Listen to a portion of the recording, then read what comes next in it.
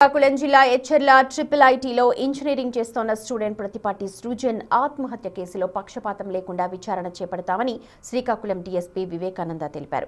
Engineering students నుంచి సృజన్కు మద్దతు లభిస్తుందని, కొంతమంది స్టూడెంట్స్ దాడి చేయడంతోనే సృజన్ ఆత్మహత్య చేసుకున్నట్టుగా చెప్తున్నారన్నారు. ఘటనపై దర్యాప్తు చేసి బాధితులకు న్యాయం చేస్తాము అంటున్నారు డీఎస్పీ వివేకానంద. పూర్తి వివరాలు మా ప్రతినిధి షణ్ముఖ్ అందిస్తారు. ఎచ్చెర్ల ట్రిపుల్ ఐటీలోని సృజన్ అనే స్టూడెంట్స్ ఆత్మహత్య అనేటటువంటి ఈ ఘటన ఏదైతే ఉంది ఇది కలకలం రేపుతుంది. దీనికి సంబంధించినటువంటి వివరాలు చెప్పడానికి మనతో డిఎస్పీ వివేకానంద గారు ఉన్నారు. ఆయనతో మాట్లాడే ప్రయత్నం చేద్దాం. సార్ చెప్పండి, అసలు దీనికి సంబంధించి అసలు ఏంటి కారణం? అంటే ఈ ఆర్జీయూ కేటీలో ఈ థర్డ్ ఇయర్ చదువుతున్నటువంటి సృజన అనేటువంటి స్టూడెంట్ ట్రిపుల్ ఈ చదువుతున్నాడు ఎలక్ట్రికల్ డిపార్ట్మెంట్లో వింగ్లో. అతను మొన్న సూసైడ్ చేసుకోవడం అనేది జరిగింది. దాని వెనకాతలో ఒక 9 మంది స్టూడెంట్స్ వాళ్ళు కొట్టిన విధానాన్ని మనస్తాపం చెందినట్లుగా ఇక్కడ తోటి స్టూడెంట్స్ చెప్తున్నారు. అది వాళ్ళు ఎందుకు కొట్టారు, ఇతను ఎందుకు మనస్తాపం చెందాల్సి వచ్చిందనే దాని మీద విచారణ జరుగుతుంది.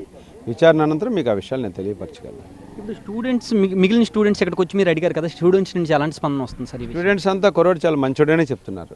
Not only bye and girl students కూడా కుర్రోడు చాలా మంచోడు, హైయెస్ట్ మార్కులు వచ్చినాయి, 595 మార్కులు వచ్చిన కుర్రాడు, కామ్గా ఉంటాడు అందరితోటి అని చెప్తున్నారు. ఎవరైతే వీళ్ళ అమ్మాయి గురించి మాట్లాడుతున్నారో ఆ అమ్మాయి ఇద్దరు చెల్లి అని చెప్పే ఉంటాడు తప్ప ఇంకొక తప్పు ఎప్పుడు జరగలేదు. ఆ అమ్మాయి ఎప్పుడు కూడా ఆ మాట కూడా ఇంతవరకు అనలేదని చెప్తున్నారు.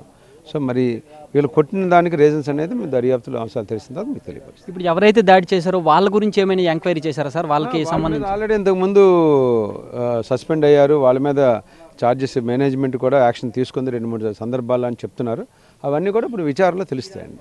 ఒకవేళ వాళ్ళు నిజంగానే దాడి చేశారు, దానివల్లనే చనిపోయడం తెలిస్తే ఎలాంటి యాక్షన్ తీసుకునే అవకాశం ఉంది? తప్పకుండా ఉంటుందండి. ఎందుకంటే ఆయన ఈ చనిపోవడానికి కారణమైన ప్రతి వ్యక్తి మీద చట్టపరంగా చర్యలు తీసుకోవడం జరుగుతుందండి.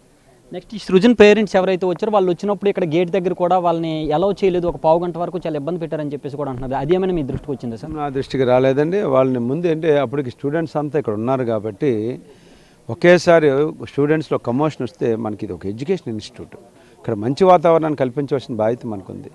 ఇమీడియట్గా వాళ్ళ పేరెంట్స్ వస్తే వాళ్ళకి ఇక్కడ అకామిడేషన్ కూడా మేము పెట్టాం. కానీ మా బాధ్యత కాకపోయినా వీ ప్రొవైడెడ్ రూమ్స్. ఎందుకంటే ఎంతో దూరం నుంచి గుంటూరు నుంచి వస్తున్నారు, రాత్రి జర్నీ చేసి వాళ్ళకి రూమ్స్ అకామిడేషన్ పెట్టడం జరిగింది. వాళ్ళకి కావాల్సిన ఫెసిలిటీస్ అన్ని క్రియేట్ చేయమని నేను మేనేజ్మెంట్కి చెప్పాను, అన్నీ క్రియేట్ చేశాము. వాళ్ళు డైరెక్ట్గా ఇక్కడికి వచ్చారు.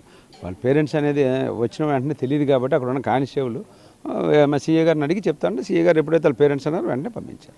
ఇక్కడ క్యాంపస్ రిప్యుటేషన్ దెబ్బతింటుంది అనే విషయం అనేది దృష్టిలో పెట్టుకుని ఇటువంటివి ఏమైనా సరే బయటికి రాకుండా ఏమైనా చేసేది? It's open.